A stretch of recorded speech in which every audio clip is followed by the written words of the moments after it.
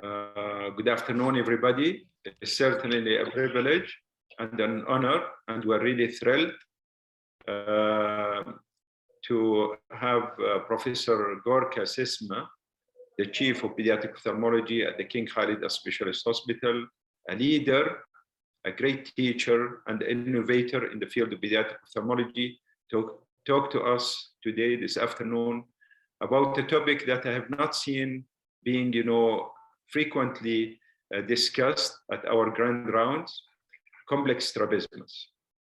As I said, we're really delighted and honored to have Professor Sesma talk to us about this fascinating subject. We're all tuned up, and I don't want to take really much of the time. I would like to give the full opportunity to Professor Sesma to address us, and I would like you to enjoy the talk and his vast experience into this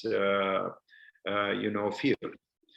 I just want to remind you that we will have a question and answer at the end of the grand rounds. However, throughout, if you can kindly post your questions into the chat so I can give them the priority.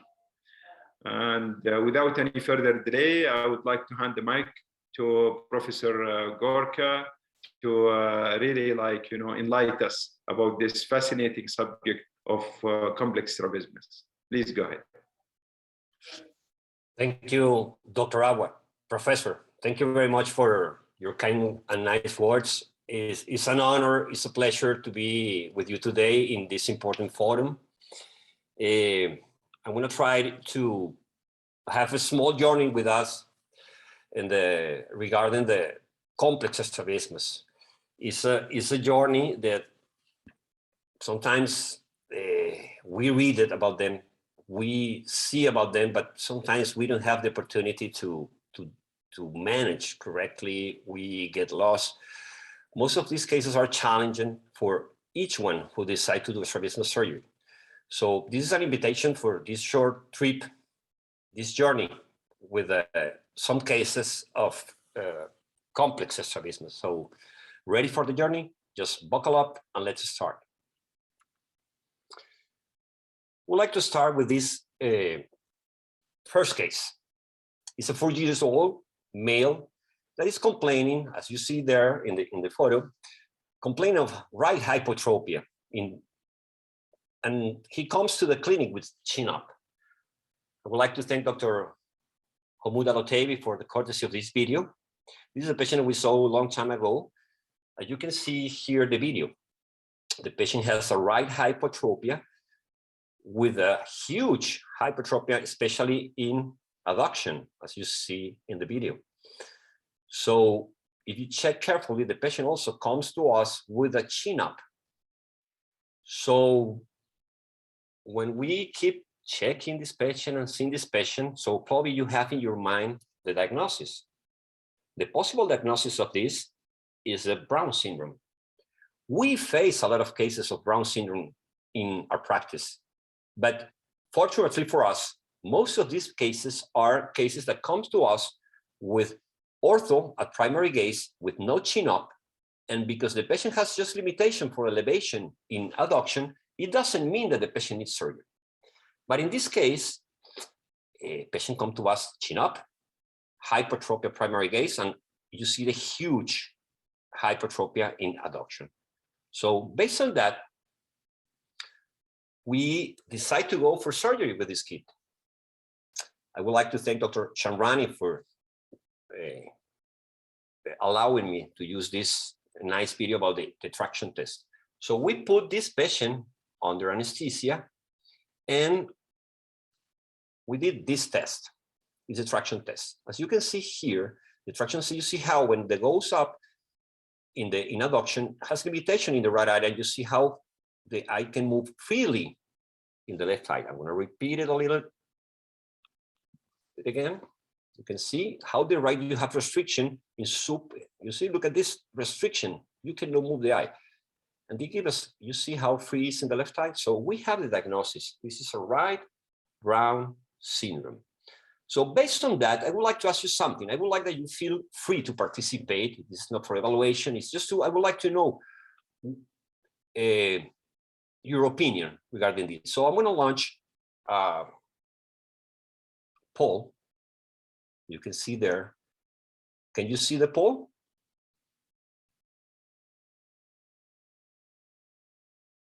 So I would like to listen to your opinion.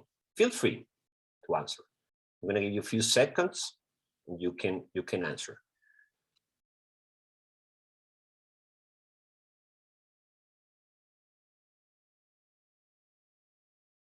A few more seconds to have an idea of what can we do with this kit.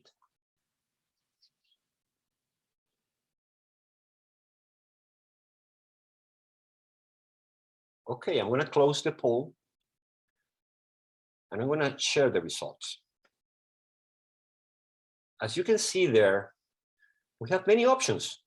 30% tenectomy, 21% tenotomy, 33% silicone band expander, chicken sutures 9%, none of them 7%.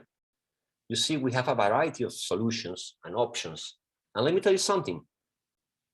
All of them could be practical and all of them could be true. Dr. Kushner says years ago, he said that there are many ways to get orthophoria. So probably all these procedures are valid. And that's why I want to ask you, because I want to know about your opinion regarding this specific topic. So let's move forward. I decide to do silicone band expander, and I'm going to show you the way that we do the silicone band expander. So usually we take a supranasal approach. We hook the superior rectus through this fornix incision. Then when we dissect the superior rectus a little bit to identify all the issues, and we need to go around 6-7 millimeters of incision to hook the superior oblique tendon. The hooking should be doing smoothly. You need to see it physically. Just it's not a blind hooking, because near you have the vortex veins and you can lacerate. So we do minimal dissection of the superior oblique tendon, and we're going to pass two non-absorbable double arm sutures, Merceline in this case. We're going to pass it to isolate this tendon, trying to keep the capsule as much as we can.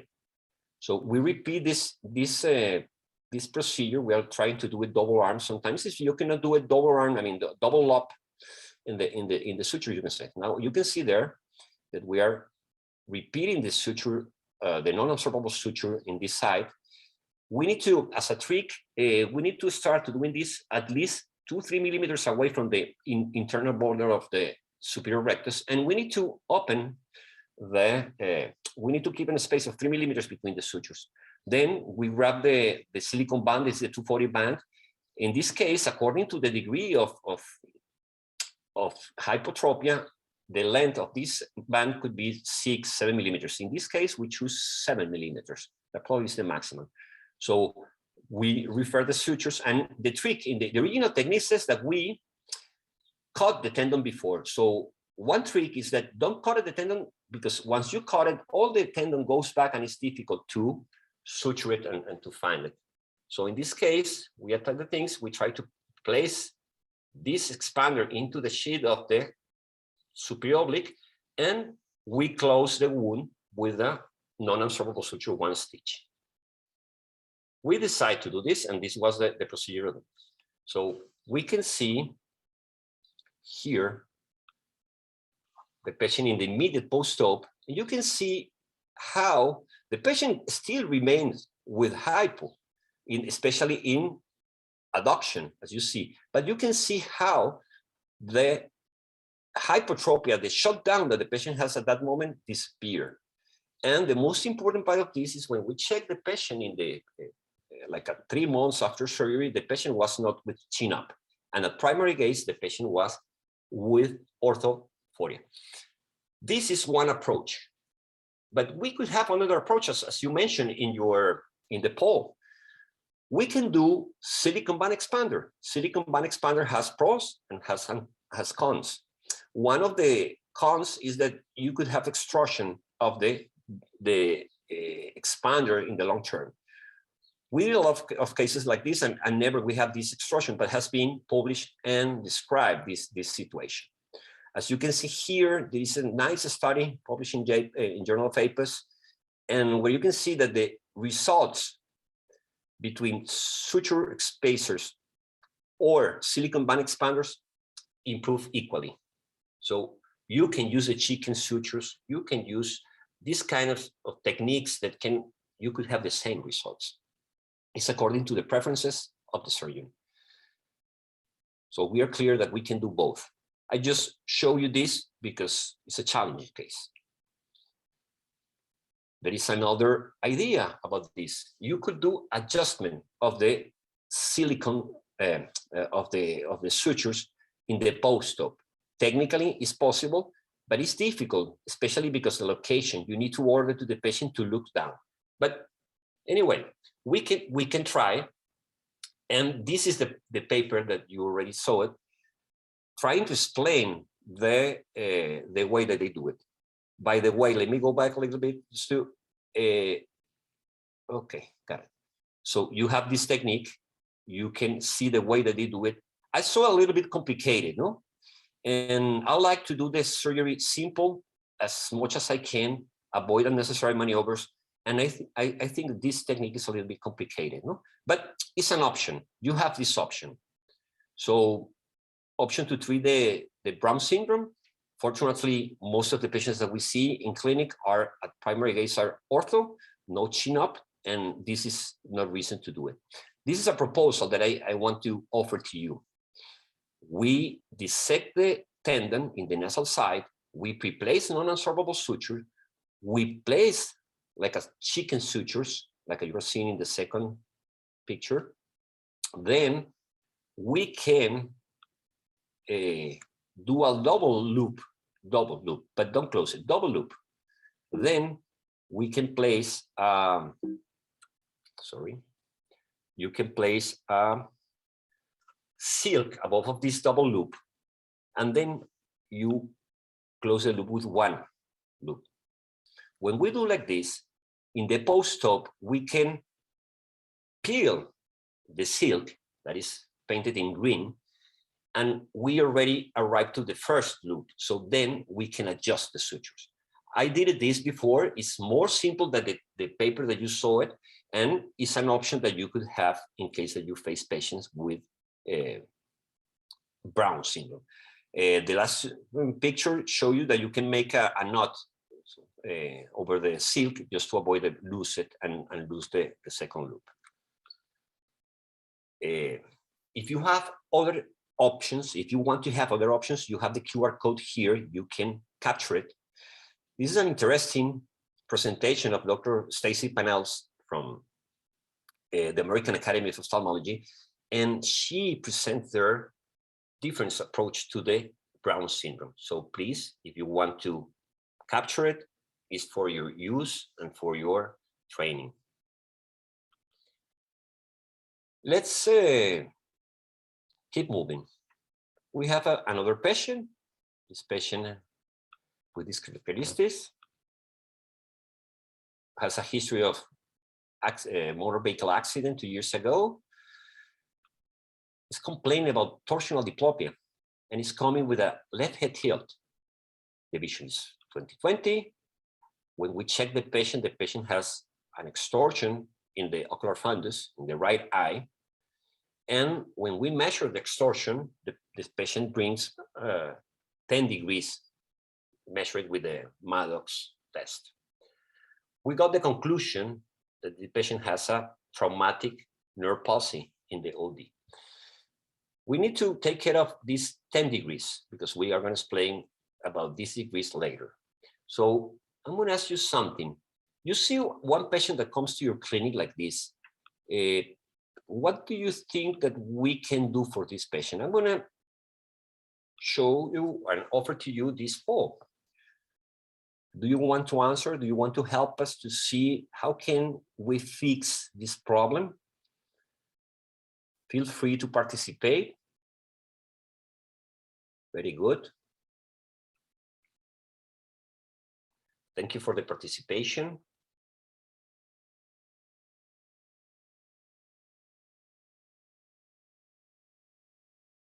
I'm gonna wait a few more seconds.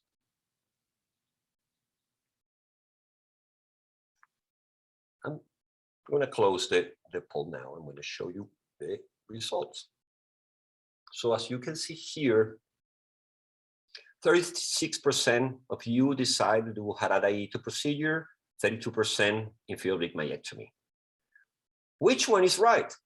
Well, I could tell you both could be right because both approaches are quite good. In this case, because myectomy is a procedure that we usually do comfortable, I'm going to show you that I decide to do Harada Ito procedure. And Harada Ito procedure is based in the concept of the Harada Ito is to try to take the anterior fibers of the superior oblique in the temporal side of the eye and try to split the tendon. Basically, these fibers, the half fibers, anterior fibers, split it and transpose these fibers, especially anteriorly to the lateral rectus. So you're going to see the video. Also, you have the QR code in case that you wanted to see later or you want to use it for your own practice. It's just I want to share with you this could be useful in some point of your career. So in this case, we do temporal incision fornix in this case. Sorry, it is blurred. No, this is the quality of the video that we got it, but the concept is clear. We hook the superior rectus. In this case, we're going to try to look for the fibers of the tendon. We isolated all the tendon. You see, we split the anterior part of the superior tendon, these fibers. We're going to use non-absorbable suture, in this case, 6-0 micro, trying to splitting this tendon. And once we have this, we are going to cut this insertion. Once we cut it, we are going to take these fibers and we're going to move it to the lateral rectus. This is a modification of the Ken Wright technique. Ken Wright, he doesn't cut this tendon. He just passes suture in the middle and bring the anterior fibers completely without cutting the insertion to the lateral rectus. We measure and we should place these fibers around 6 millimeters back to the lateral rectus incision. There is something important in this step.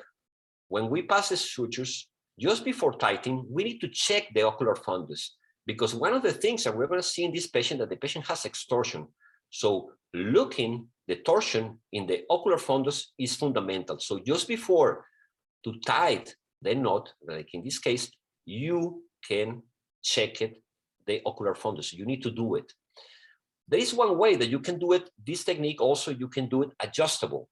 You can, like we did it in the case of the brown, we can also do one loop, place a silk, and then we can adjust the patient in the post-op. It's difficult because the location is superior, so the patient needs to look down and you need cooperation of the patient, but works and works very well. As a message of this technique is that you should, in these cases, overcorrect the patient. Because if you don't overcorrect the patient, you're going to have residual extorsions. And one of the most uncomfortable situations that you can face as a pediatric ophthalmologist is that when the patient comes to you with a torsional diplopia. Torsional diplopias are difficult to manage, so that's why we need to overcorrect these patients.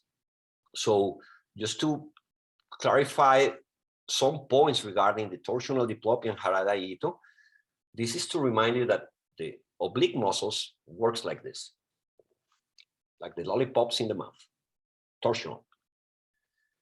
And we need to clarify some concepts regarding the capacity to fuse when you have cyclofusion. So these numbers, please keep it in your mind. We have sensorial cyclofusion that give us 8 degrees, and we have motor fusion that give us 6 to 8 degrees.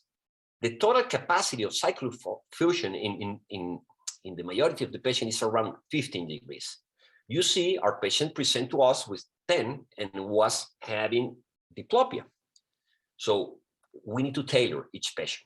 This is just to give you an idea about how big is the capacity to fuse, especially in the cyclotorsion of this patient. So keep these numbers in your mind. When we face patients like the patient that we saw, we need to make a differential diagnosis, and that's important. You need to think of course, superior palsy, that most of these cases are acquired. Most of the patient is not a real palsy. I mean, sorry, this is a real palsy. The congenital ones are not real palsy. They have usually anomalies in the tendon. In this case, it's a damage in the nucleus of the fourth nerve. So we have superior palsy. The Graves' disease can give us also symptoms and signs similar to this. The skew deviation is another pathology, and inferior palsy could be. So let's enter a little bit in the description of how can we have clues to get the diagnosis. Well, patients with superior palsy are going to come with excyclotorsion. This is typical, excyclotorsion. Also, these patients can come with XT and can come with B patterns, but if the patient is complaining about torsional diplopia, usually it comes with excyclotorsion, and that's important to keep it in your mind. It's the most frequent probably of these causes, and you need to differentiate, and that's the importance to perform Maddox tests to these patients. Usually, when we do the Maddox tests, we can measure the degrees of the torsion. And if the patient has less than 10 degrees, we could think that the patient has unilateral superior palsy. And if it has higher than 15 degrees, could be bilateral. Our patient has 10 or 12. In these cases, you could be thinking, or you need to explain the patient the possibility that you could have a masquerade bilateral superior palsy, and this could be a cause of more surgeries in the future. And that's important to keep it in the mind and connect with the patient and explain to the patient very, very clear about the possibility that it could be bilateral disease. Usually with these signs, with these symptoms, we can think, okay, this is unilateral. And the other part, it's important to understand that these problems increase in the down gaze. It's the most famous palsy when the patient go down to the stairways, okay? Increasing down gaze.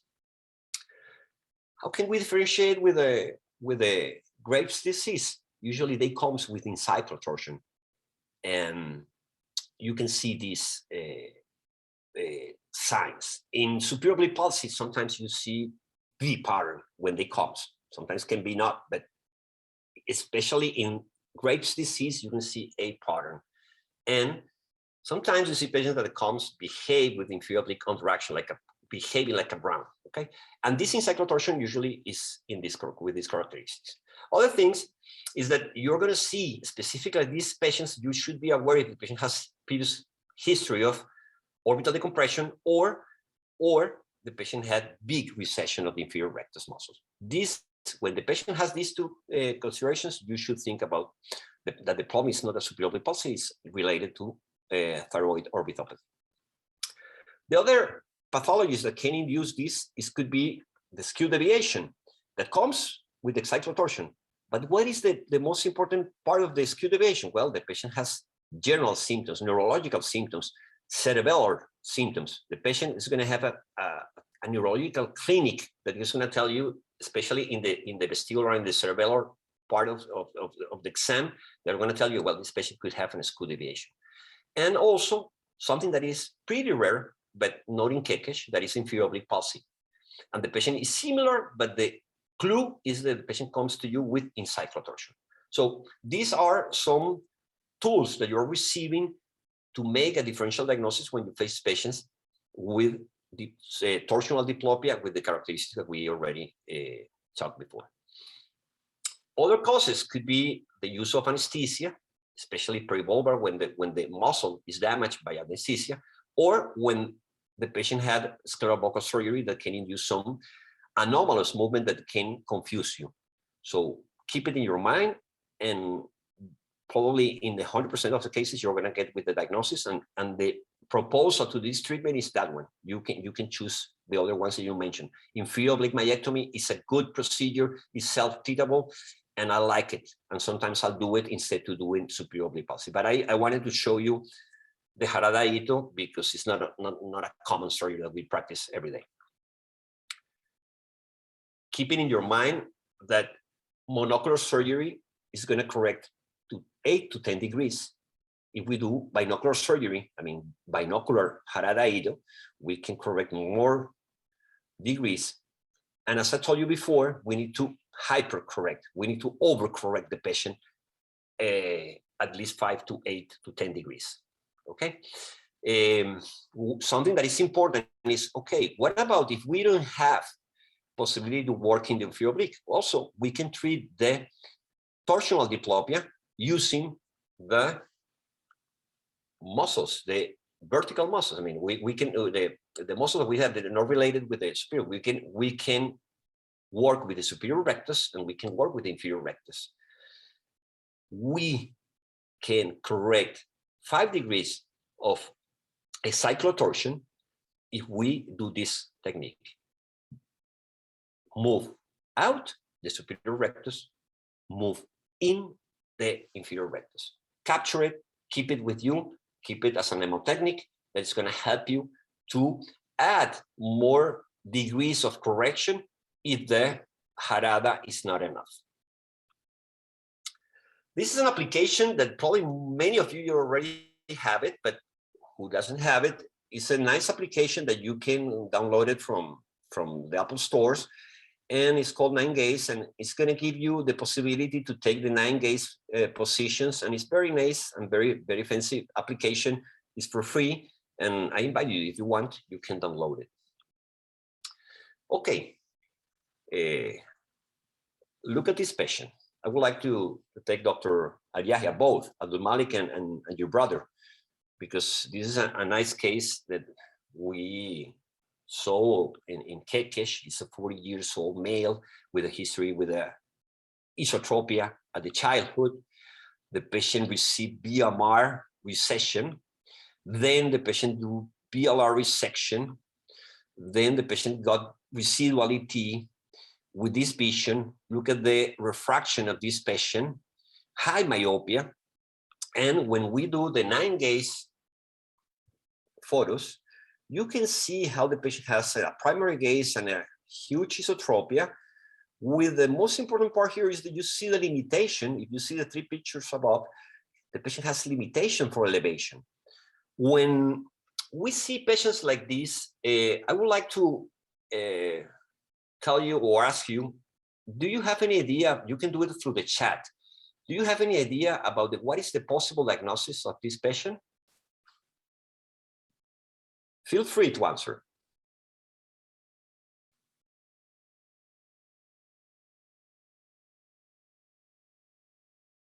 I mean, what is the possible diagnosis of this patient?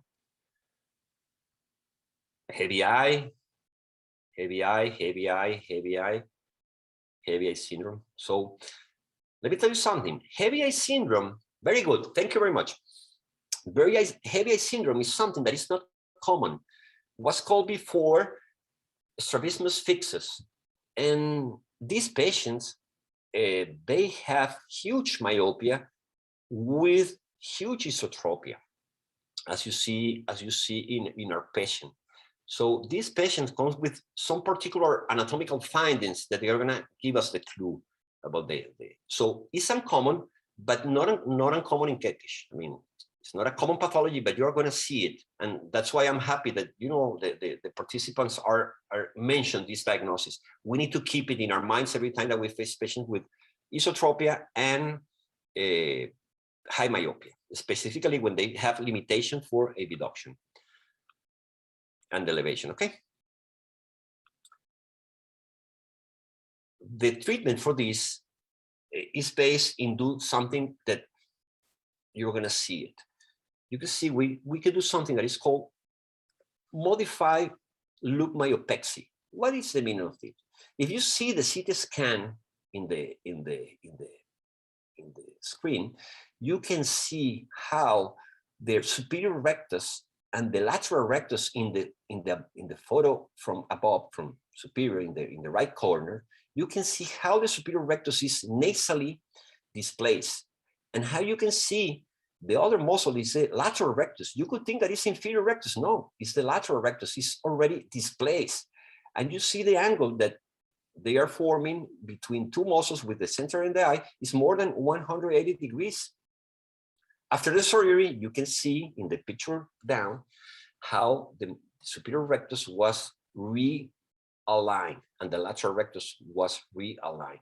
We are reporting a series of cases with Dr. Yahya, probably soon it's going to be published, about these cases. No? So you can see how after surgery, after the loop myopexy, you see how the muscles are in position. Other important detail to keep in your mind is that look at the position of the globe. The globe is moved superior and temporal. It's displaced to the corner in the orbiter, the superior corner. And this is something that tells us radiologically by images that we are facing a patient with a heavy eye syndrome. So the treatment basically consists, you see how displaced is the globe before and after surgery. So keeping in your, as a number, if you want to keep any number in your head, after you correct the normal relation between the superior rectus and the lateral rectus is about 100, 110 degrees, the normal relation. In these cases, you see how it was beyond the 180 degrees. So keep it in your mind this. 100 is the normal relation between the superior and lateral rectus in the images. This is our patient. You see almost 180. So Yokoyama, in the early 2000, he proposed that split the superior rectus and split the lateral rectus and place a band between to modify these large eyes that have displaced muscles. And doing this, we can align the eyes again. So he proposed this. You have the QR code of the original article there. You can download it, you can capture it, you can have it, and you can read it. So this concept was initiated by Yokoyama, and then has been other, during the years, other modifications of this. We did a modification of the Yokoyama that is, instead of splitting the muscle or passing sutures through the muscle, that is another modification, we use a 240 silicone band that is used for the buckle in retina surgery. And we grab the complete tendon of the superior rectus and we grab the complete tendon of the lateral rectus and we put it together in the quadrant that is the supratemporal quadrant. We did a scleral buckle surgery partial, like 2 quadrants, okay? And you have the QR code there. You can download the video if you want to watch it and use it. It's for your use and for your learning and for your reflection. So, we do a fornix incision. In this fornix incision, we want to isolate the superior and the lateral rectus as a main concept in this moment. So we hook the superior rectus. We need to dissect the superior rectus because we're going to pass some the band under the muscle. So we dissect the superior rectus. After we dissect the superior rectus, we also hook the lateral rectus. We dissect it, especially to have free of tissue around the edges of the muscle. We use the 240 band. We place it under the lateral rectus. Okay, and we're going to have this edge end of the band, and we have the other extreme of the band. So now we're ready. Hook the lateral rectus with the band.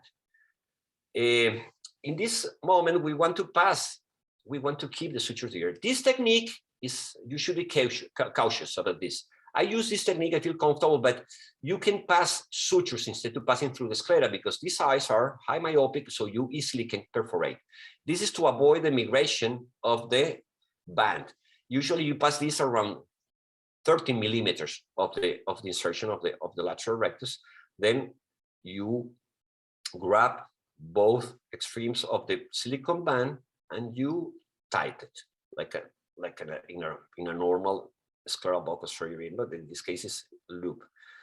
At this moment, I like to pass non-absorbable suture through those to avoid the slippage of the things.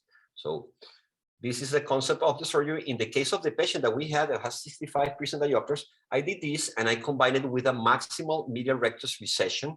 I did 7 millimeters of medial rectus recession, and you're going to see the results. The patient at the end came with this residual, of course, has residual. You can say, well, the patient still has, yes.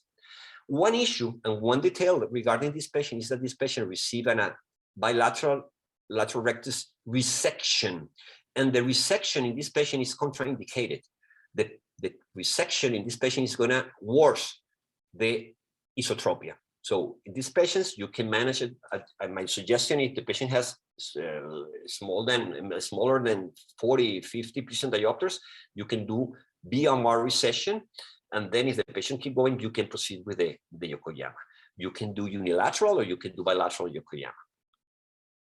So I'm going to present another case, and this I would like to thank Dr. Motas that is around. Motas, I think soon will be published. We'll be trying to publish this paper for more than a year, but we're almost done. It's an interesting case associated with heavy eye syndrome, and I bring it here. Why?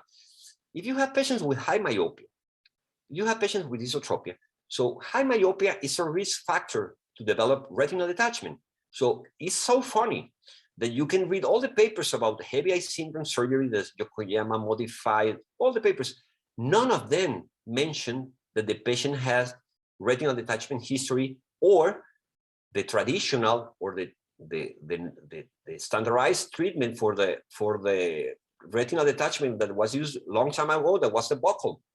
So it's funny because they don't describe this, and we describe this case that is interesting. It's a patient with a heavy eye syndrome, with a history of pseudophakia, with a history of retinal detachment, with a history of buccal surgery, and the patient had heavy eye syndrome.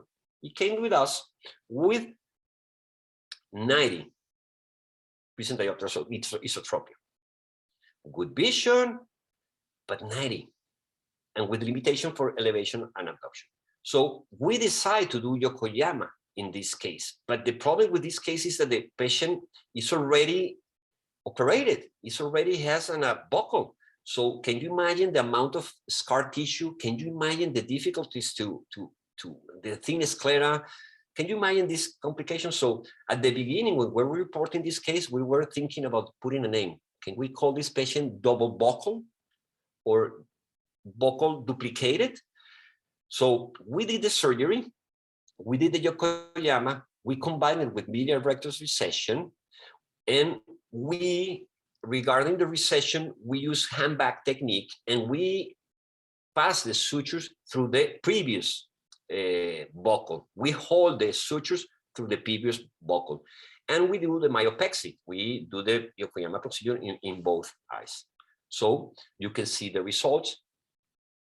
So these are the results, and well, it's something to consider. No? A challenging case, plenty of scars, difficult to identify the tissues, but at the end the patient is happy, and if you see here, it has a little XT. To keep it and to differentiate, we could have two big group of diseases. One is the heavy eye syndrome, and the other thing is the sagging eye syndrome. Joseph Dimmer probably is the father of the description, who was the first who described this, and especially the sagging eye syndrome. No, he started to see patients with esotropia after the age of 40 years, and is similar to the heavy eye syndrome. But these patients usually they don't come with high myopia. They could have it, but it's not normal. Usually are elder patients, and one of the signs that we can help us to differentiate this pathology is that usually the displacement of the globe is infratemporal, okay? And temporal displacement of inferior rectus, superior rectus usually is not affected. And you can have this. You can picture this and keep it in your mind, because the treatment for this patient is similar. You can do myopexy to these patients, okay? Let me keep going here. It's all done. Keep it in your mind, this. Okay, let's keep going. 55 years old lady with a history of endoscopic adenoid surgery, and the patient comes to Kekesh with a binocular on cross diplopia, horizontal. So when we check the patient, we measure that the patient has 40% diopters of XT and middle rectus -4 function. And when the patient looked to the left, the deviation increased to 60, okay? With the images in this patient, and you can see here how the inner wall of the orbit is broken. So the patient has a fracture, and you can see all this tissue around the corresponding tissue to the middle rectus house, messy, complicated. So clinically, the patient has a muscle that is lost. This is our approach. The muscle is lost. And I would like to thank Dr. Sfianese and Dr. Fadi ahead for this video. We decided to enter the oculoplastic team and the pediatric division team to check the patient. So what would we do? At the beginning, the first thing that I was doing a fornix incision. I was hooking the middle rectus through this fornix incision. I found the capsule of the muscle. I found the tendon sheet of the muscle. So I isolate this band or this sheet, and then I sutured. I referred it with sutures. Later, Dr. Sfianese and Dr. Fadi enter in the orbit of the inner orbitotomy, and you can see here this tissue. This is part of the muscle that is like a shrink, shrink. And when they explore, they find this hole, irregular hole in the inner orbit. Okay, so they gave it to me, this muscle. I passed a non-absorbable suture at that point. Okay, mercifully in this case, I grabbed this tissue that I was pretending or supposed it was the muscle. I grab it, I secured.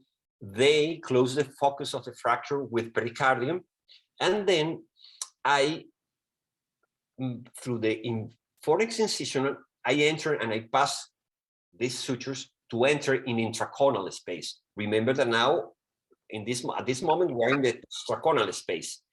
With the incisions, with the fornix incision, I pass through the subtenon space to pass the sutures. And I bring this tissue to the insertion, okay, like this. I found this one. I pass the sutures here. The muscle looks like burn, was irregular, was burn. And I think that the cause of this one was that when the ENT surgeon was doing the adenoid surgery, probably with the catheter, he entered into the orbit and burned the muscle because the shape of the muscle. So I preplace this suture. I pass it through the insertion, through the fornix incision. I brought the muscle to the insertion, but because the deviation was 40% diopters, I was concerned about the residual XT in the postop and residual diplopia. So I decided at that moment to grab the lateral rectus, replace a suture, detach the muscle by keeping it at the level of the insertion and keeping an adjustable suture there in case of the patient need more adjustment for the diplopia. So this is an interesting case. Has been described a lot of trauma to the globe, to the muscles after ENT surgery. And in this particular case, the patient was not complaining about diplopia at the beginning of primary gaze, a little bit to the sides, but not much. So the patient was happy. The use of adjustable suture in these cases, I advise it to use it when you have deviations higher than 35 diopters. So probably it's not enough the advance of this muscle to the insertion. Probably you need to have like a card under the table in case that you need to do more adjustments. So that's why I added to this procedure an adjustable suture in case that you need to recess the lateral rectus. Okay, so there are some papers here that you can see it about the frequency of optic nerve injury, ruptured globes. So it could happen. And the advantage that we have, and because this is a multidisciplinary approach, we need the support of oculoplastic team or plastic surgeons to approach to the orbit to solve these cases. But could happen, happens, and we need to be ready to solve these situations. Okay, this is another case. This is a lady, 12 years old, with the diagnosis of congenital motor nystagmus. And This is the vision. And you can see how the patient has a right head turn. And this right head turn is around, if we can do it, I measure it like this, but I mean, it's to give you an idea, it's around 30 degrees, 35 degrees, a normal head posture. And at this position, the patient damp the nystagmus. So the patient is not with nystagmus, okay? So based on that, and also the patient has a XT at primary gaze. You can see here how's the nystagmus, how at primary gaze, how she is having the nystagmus. You see a mild V pattern also, mild V pattern, but the main thing here is that head turn to the right to block nystagmus, and at primary gaze has also an XT. So look at this as a disposition. Look at how she's dampening the nystagmus and how the nystagmus is worsening in this position. Okay, so thank you, Dr. Gaida, for this. This is a patient we saw in the clinic recently, and the idea to do this is just to show you what can we do for her.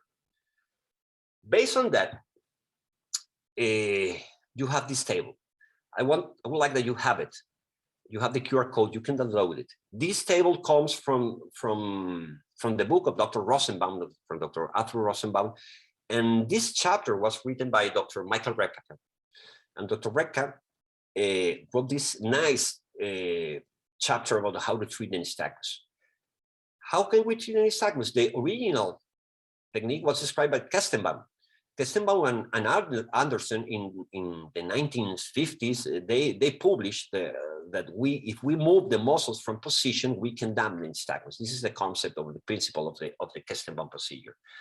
This table, I like it because there are many approaches to the surgery resembling the Kestenbaum procedure. There are classic Kestenbaum, there are augmented Kestenbaum, they are like a 40% more than with the Marshall parts. There are many approaches. I like this one. I use this one, and my results are good with this one. So that's why I'm advised. You can have it, you can use it, and you can keep it in the near to you, because in some point of your life you're going to face patients like this, and you have the numbers here.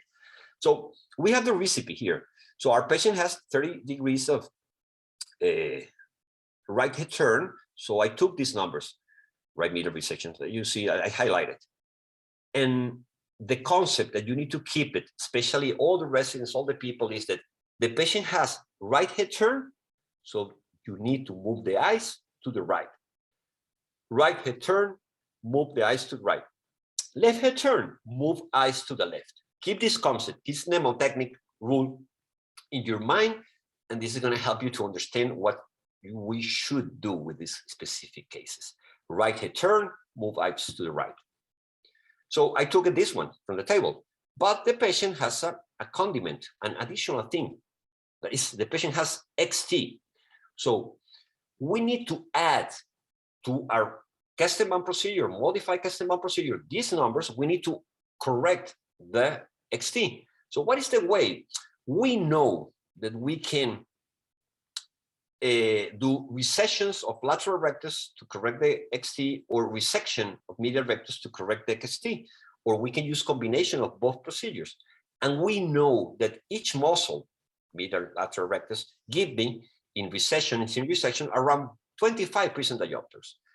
Based on that, you can build your own table, your own decision based on that. So that's why I decide to do this. This is one plan. I decide to do it like this. If you compare with the original table, right middle rectus recession is supposed to do it 3. Okay, but if I do, instead to do 6, I do 3, I can correct this amount of present diopters. So I use it like this.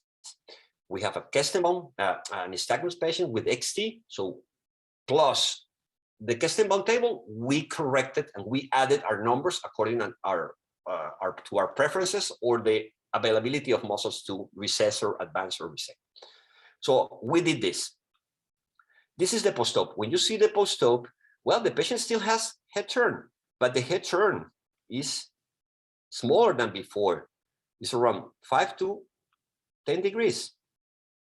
as you can see here. And the patient is ortho or primary gaze. You can see how the Dr. Gaida is moving the patient now, no? And you can see, look at this, minimal movement to the head, and look at the patient doesn't have nystagmus. Well, when you block it, of course, but in binocularity, the patient is ortho. Looks like a minimal exhibit. You see, patient is ortho.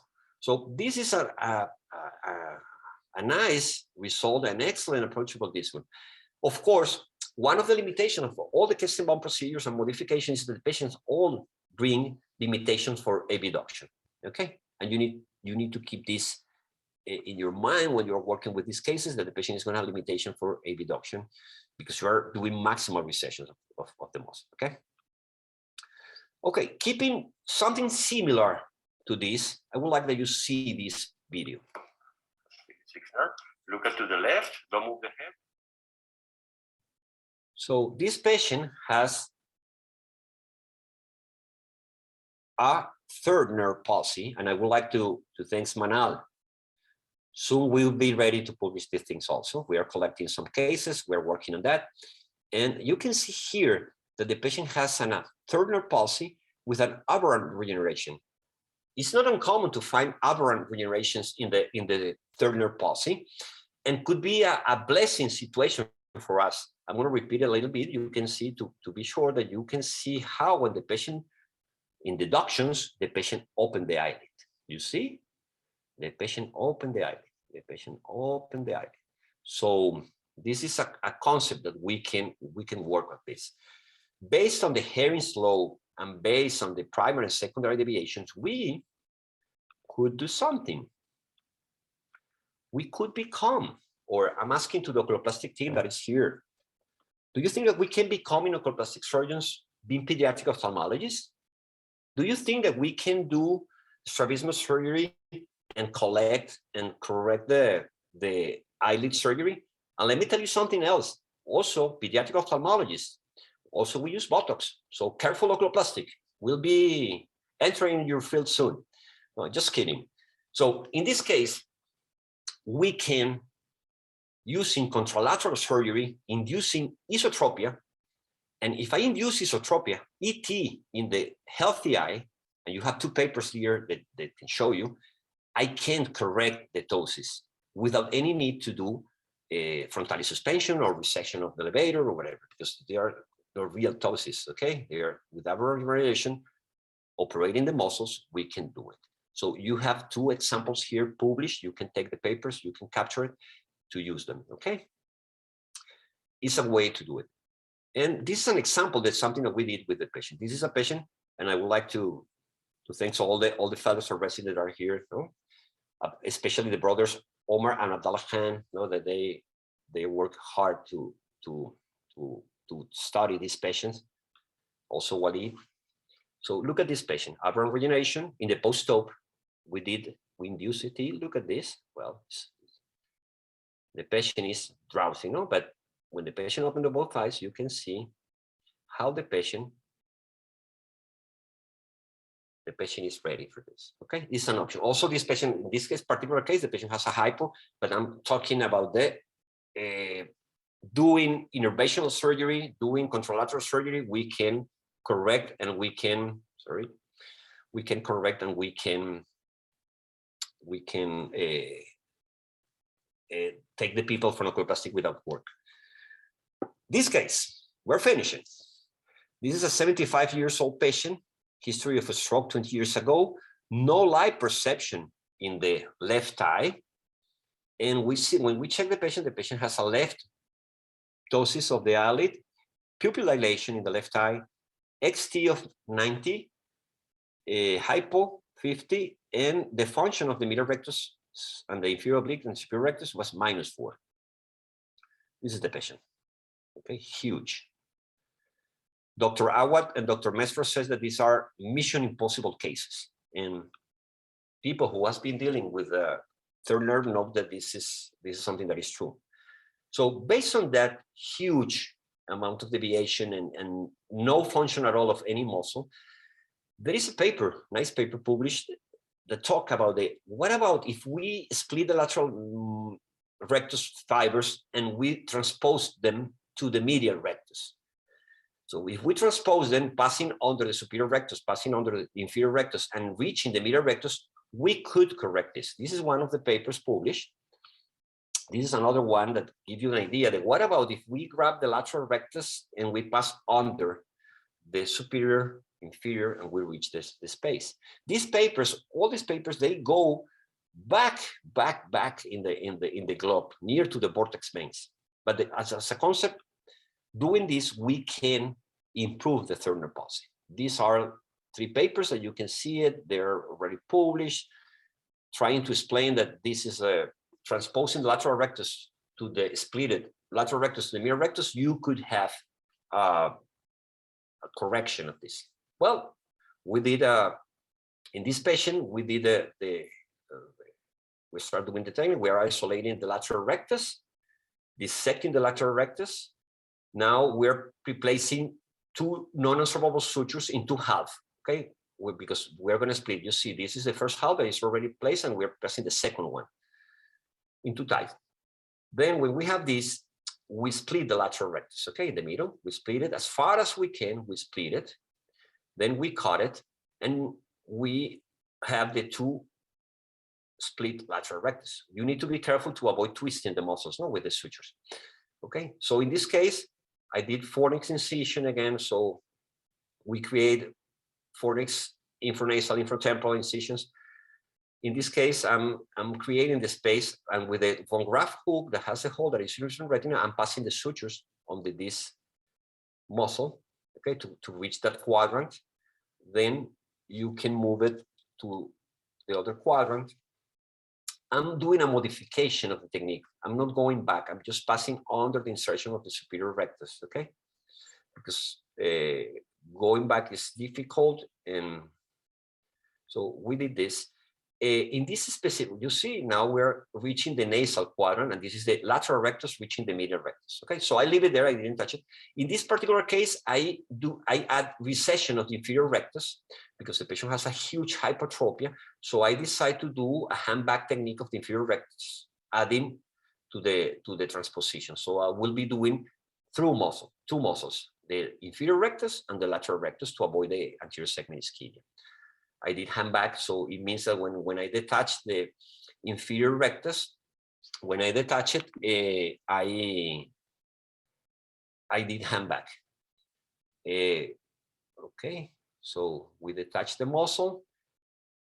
I did handbag. I can advance a little bit if you want to. Okay, so 7 millimeters I did from inferior rectus recession.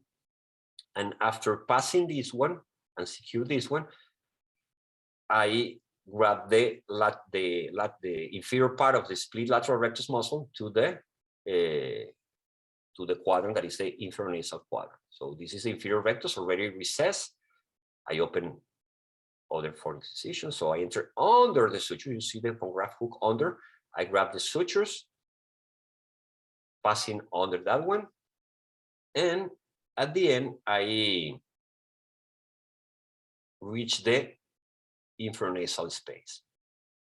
With the help of Moody's forceps, I finish it. No, I am passing the sutures. Passing the sutures to the sclera, tighten the muscle, and then with this one you can see how I'm advancing this. We have this one, so we advance the medial rectus there to the medial rectus, and at the end we finish with that, closing the conch and calas. Okay, this is the post-op surprise. 60 XT and hypo 10. So the patient improved the hypo, but the patient still has huge XT, 30 less than before. So what can we do now? Huge question. What can we do? So based on that, and based on Dr. Vélez, you can capture and you can download this QR code. There is a nice presentation about how can we do periosteal fixation of the inner wall. So based on that, we decide, okay, let's try to do this. And I would like to thank Dr. Sesma and especially Dr. Hamad Suleiman. No, Hamad is my partner in the Mission Impossible cases. We are doing a lot of cases like this, and he's very supportive. And I would like to thank to him the many cases that we are doing like this. And the idea of this is trying to pass sutures and fix to the inner wall of the orbital wall. So this is the incision that they usually do. Previously, I pass a suture. You're going to see they're going to pass. They're going to find a flap in the inner wall of the orbit. This is difficult now, and now we are modifying the technique. We are using no more flap. We are passing the non-absorbable sutures through the inner wall of the orbit. This is around 5 millimeters from the orbital border. You see, they are passing the sutures to me, the non-Mercilin, and they give me the sutures to me after they fix it. They tested the flap. We started doing flap doing flap, but now we have seen patients with slippage of the flap. So now we're moving and doing straight to the so we second them also. We pass the sutures. Remember that we are in extracondylar space. So we make a small opening through the conch. We pass the suture through the intracondylar space, and we pass the sutures through the muscle, and we tight the Mercilin, okay? And when we tight it, you could see, we could see the result. So at the end, the patient got this result: 10 residual XT, and the hyper. The patient from hyper went to hyper, but good results, especially these impossible cases. I'm finalizing, telling you something. We can have problems when we face the third nerve. It's very difficult, and we have other muscles to work. We can work also with the superior oblique muscle and never underestimate the capacities of cyclotorsion, abduction, or depression function of the superior oblique.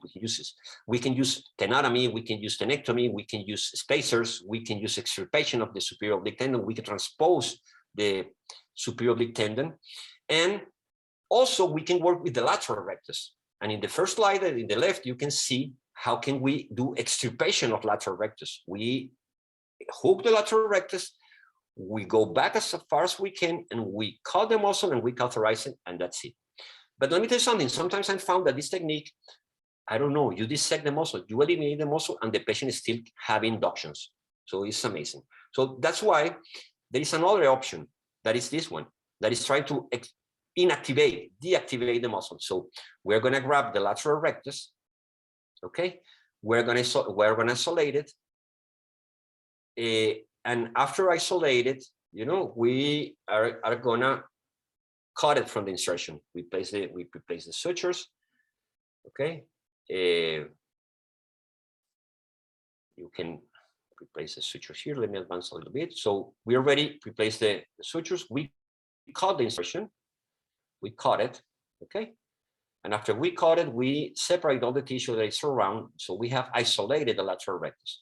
The original technique of this is try to fixate this lateral rectus to the orbital rim, to the external wall. But this technique is difficult. The access is difficult. It's not easy to do it. This is the original technique described, fixing these sutures to the orbital wall, and with this is supposed to work. So I modify the technique and I go through the skin, and I use this special needle that I use for frontalis suspension, and I pass under the skin the muscle, try to go like a 4 millimeters away from the external canthus.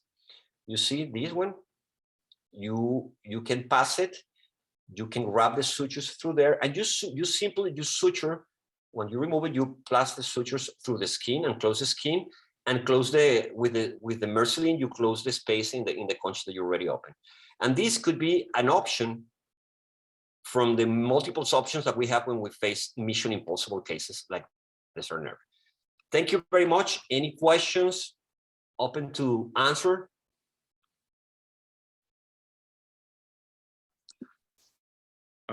Professor, thank you very, very much for fascinating, grand round. I think you really gave us a very good insight about really what's the meaning of a complex strabismus and how to manage it. I'm sure there are questions, and we really open the floor for the audience. I didn't see any in the chat. I'm not sure if everything is being posted, but I don't see any questions in the chat.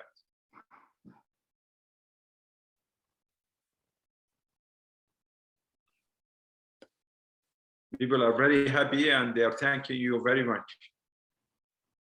Afwan. You know, I have a question to you, Prof. You know, brown, how do you find brown different in Saudi Arabia than where in Venezuela, for example, where you, or in the States, where you have been practicing? You know, I say everything every day. I say that in Kekesh, in Saudi Arabia, everything is possible, no? The normal experience with the brown, I could tell you that 90% of the cases that you face in other countries, they are not surgical. And I found here a lot of, I don't know if because we are in a tertiary center, and this is the reason that because we are in tertiary center, we are facing this this issue. But we do more brown surgery here than in other places. This is the thing I can tell you. Sure, sure. You know, from what I've gathered, you know, being in many meetings, I've been always practicing in Kekesh, is that we do see really more severe cases than, you know, at least in North America, what's being reported in North America. Yes, yes, absolutely. Yeah, yeah. Absolutely.